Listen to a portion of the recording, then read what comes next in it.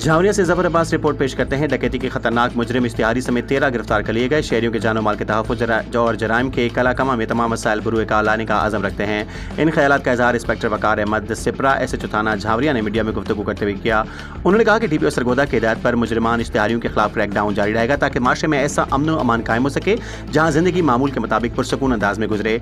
जराइम की शरह में कमी के कानून की हुक्मरानी और समाजी नज़्म व नस्क बरकरार रखने के लिए तमाम वसाइल बरूए कार ला जा रहे हैं। इलाका थाना झावरिया में संगीन जराइम के खात्मे का मिशन जारी है। इस ज़िम्न में डकैती के खतरनाक मुजरिम इश्तिहारी सजाद अहमद वल्द खान अहमद कोट भाई खान को गिरफ्तार कर लिया है। यूं मजमूई तौर पर 13 मुजरिमान इश्तिहारियों को कानून के शिकंजे में लाने में कामयाब हुए हैं। क्रैकडाउन में हॉट स्पॉट एरियाज में मौसूर हिकमत अमली से मुजरिमान की गिरफ्तारी अमल में लाई गई। उन्होंने कहा कि पेशेवराना सलाहियतों का अमली मुजाहरा पुलिस के लिए अवलीन तरजीह है।